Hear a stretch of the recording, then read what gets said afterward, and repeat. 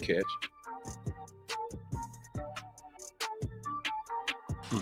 Catch.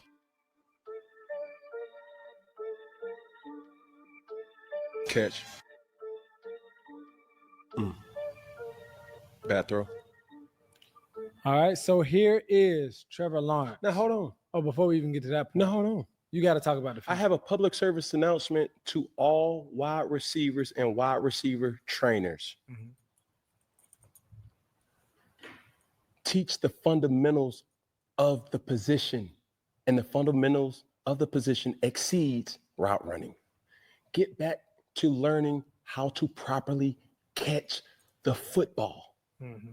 Please. Go.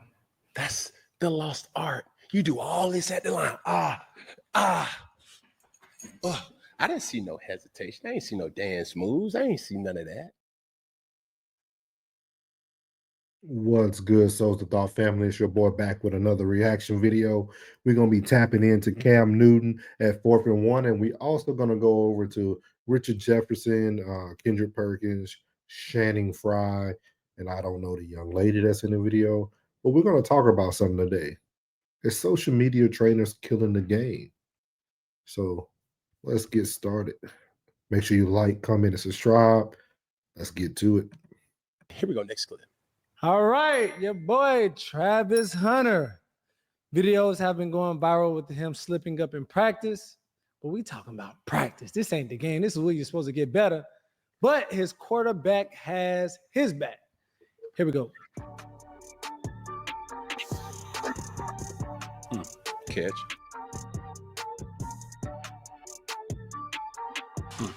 Catch.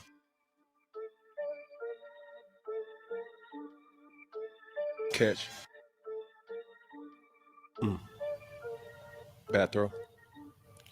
All right, so here is Trevor Lawrence. Now, hold on. Oh, before we even get to that point. No, hold on. You got to talk about the I have a public service announcement to all wide receivers and wide receiver trainers. Mm-hmm. Teach the fundamentals of the position, and the fundamentals of the position exceeds route running. Get back to learning how to properly catch the football. Mm-hmm. Please. Go. That's the lost art. You do all this at the line. I didn't see no hesitation. I ain't see no dance moves. I ain't see none of that. And a lot of times when I see videos circulate online, or when I see guys post these outlandish workout videos, all these electric slides before they get out. They boots on the ground. I mean, I got my cleats on the field. Like, bro, y'all missing the key component. You could do all that, but not catch the ball is just satanic work. Mm-hmm. Focus on catching the football. It's too many guys that I see do not properly catch the ball naturally. Yeah. The ball should never cross your face if you can make a perfect catch. See what I'm saying? Yeah. Turn your hands over. Too many guys trying to trap the ball with their body. Coach Bull. That's Coach Bull. And see, you hear Cam Newton giving his spiel on what's going on. He probably sees it a lot. He is in the 707 world. With that being said, it's not just a football thing. It's actually in the basketball world too. And we're going to take you on over here so that you can listen to, I think it's called Wanderly. It's the show with Richard Jefferson, Kendrick Perkins, Channing Frye. And I apologize that I don't know the young lady's name, but we're going to get right into it. Let's see here. It is an American sport that we started. Dr. James Naismith, I said it since I was in college. Thank God for Dr. Naismith. All of us have these jobs and all of us have this money, and it's changed our lives. Thank God for him. But the rest of the world is playing the game. And they are playing the game from how do we teach the game? How do we give people the proper skill level, right? If you think about Brazilians in soccer, you think about the French, the way they teach, like the way they teach football, and why America is behind, the skill level of their youth before they even get, 8, 10, 12. That's why the greatest soccer players come from Brazil and from France and from England. It's like the way they train is far different than the way we train over here. I agree 1,000%. It's not even about the athletes. People say, well, if LeBron James plays soccer. No, that's not what this is. It's the way they train. And that's why they consistently do it. It's not just that it's a popular sport. The way we train here in America, on top of, you add in the capitalism aspect of it, from like the NIL and to the colleges, and you can only work out with your coaches 3 hours, or 2 hours a day, and that's the max you could. They cap this. Meanwhile, other countries have kids in academies at 15 years old practicing twice a day, every fucking day. You're in Europe. If you go play in Europe, you practice twice a day, every single day, except for game days. Twice a day. And you only play one time a week. Quick story, and then I'll give it to Shannon. One time a week, Shannon. Okay. No. Shannon. Okay. It doesn't even sound right when you say it right. So I'm gonna say it wrong. I'm gonna give it to Shannon. All right, here's the thing, right? My middle son had a teammate. His name was Dax Mitchell. Okay. Now he was in the 4th grade. His dad worked at a refinery, and they end up having to move because the dad got a promotion. And when you're in the refinery industry, you go overseas for 3 or 4 years, and when you come back, you really, really at the top. But it's like that sacrifice part. So they moved to the Netherlands, right?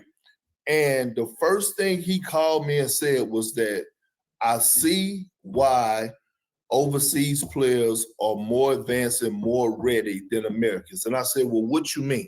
He said, while we're sitting here every single weekend chasing AAU tournaments, they practice 2 times a day for an entire week.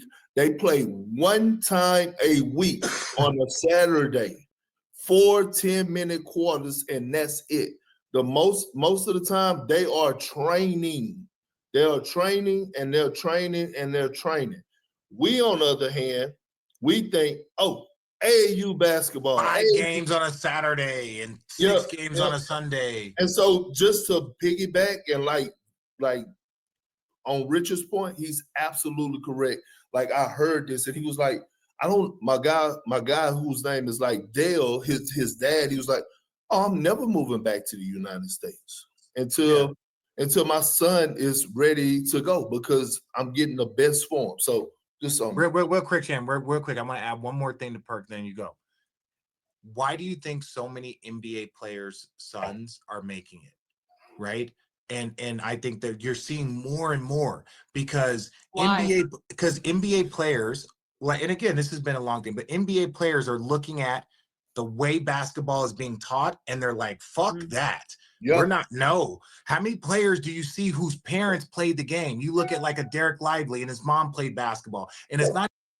So as you see there, you got them speaking about what's going on, man. What's going on with the youth?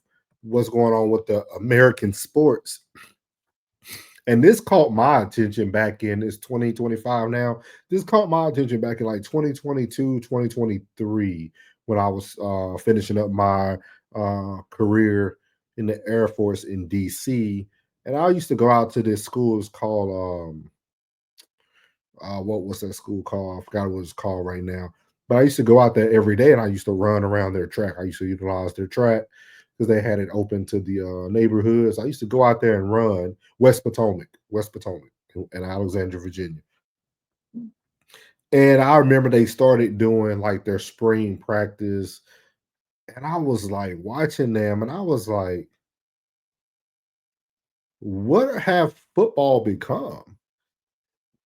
You got coaches throwing trash cans as obstacles. You got them rolling balls, and y'all are doing all this stuff that you see on social media, but it's not bettering the child.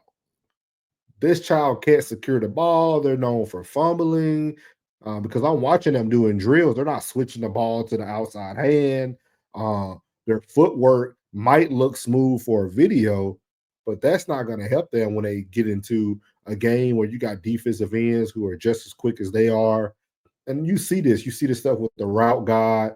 No offense if you guys follow him. I think he puts up good content, but a lot of this footwork stuff that they're doing, they don't do all that at the next level. Even, and it's weird because you see a lot of the next level receivers on their content, but I think it's just because it's their homeboys, they're trying to help them with their content. But that stuff is not making them better, because when you get into the game, it's very rare to see some receiver in the NFL dancing at the line, because by the time they're dancing at the line, the quarterback's sacked. The average quarterback is getting about 2 point some seconds, 3 at the most, to get that ball out. You rarely see 5-step drops unless they just have an ultimate offensive line. That's why a lot of people are playing in the shotgun now. And it baffles me because, like Cam Newton said, we're missing the fundamentals of the game with just catching the ball. And I really feel that Americans, due to us being a capitalistic world, everything's about content, everything's about making yourself famous. You see so much stuff, everything's a highlight reel. But then these kids, and that's again why a lot of these kids don't transition into the higher level.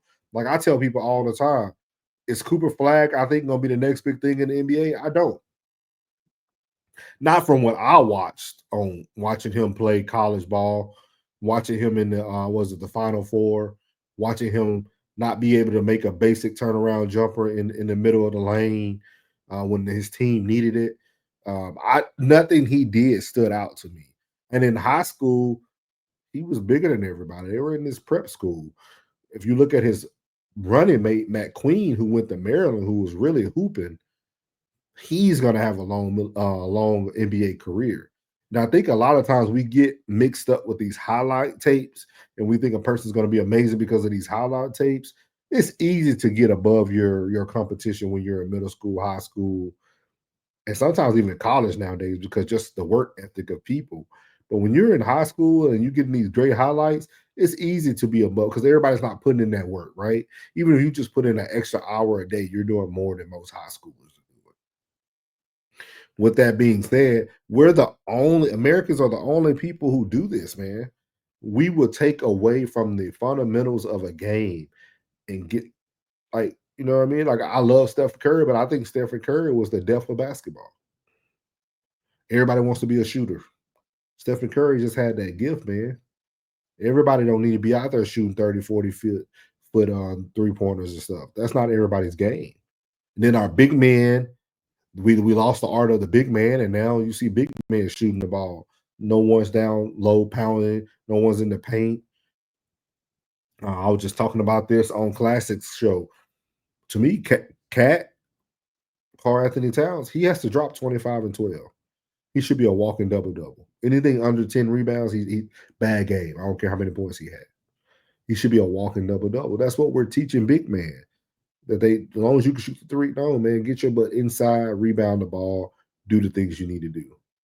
Because if you watch the Knicks right now in the series, that kid Robinson, I think his last name is, he's dominating the board, but he can't shoot worth a lick. He's like a Shaquille O'Neal when he gets to the free throw line. It's like 50-some% from the free throw line. But he's a traditional big man. And that's what we expected from big men back in the day. We knew they couldn't shoot. We expected them to clean up the boards, Patrick Ewing type style, Rick Smith. We had some big men back then. Judd Butzler, you had Luke Longley, you had Purdue. Like, you had a lot of people. Larry Johnson. You had a lot of people back in the day who was on those boards. The Davis brothers, Antonio Davis and Dale Davis. Like, that's when basketball was basketball. That's why I feel like you can't even compare now. You'll never see another Dennis Rodman. People forget that Dennis Rodman was a very dominant offensive player early in his career in Detroit. The dude came out, he was a great scorer. But once he found his knack and his role was getting rebounds and he started understanding the science of the fundamentals of the game, he dominated.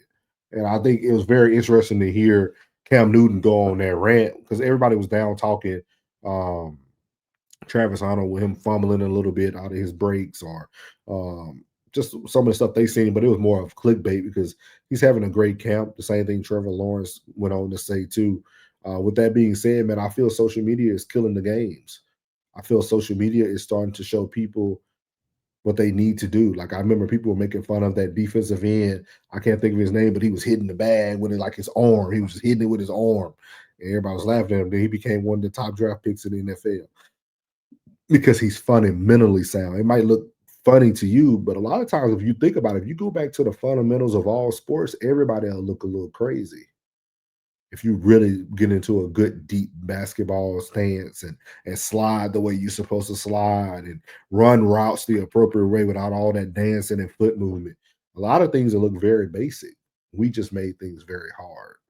So with that being said, I just wanted to talk about this because I thought it was an interesting topic hearing Cam Newton open up about that. And then I came on later and see Richard Jefferson and them talking about just how they're killing the sport. How you see a lot of these European guys are coming into the league and they're dominating because they're mastering their craft.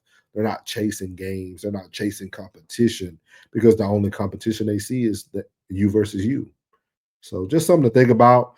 I really want to hear you guys' opinion. Do you guys feel social media trainers are killing the game? I think so. As I leave every video, God loves you, which is most importantly, you're beautiful, and your boy's out. Let go.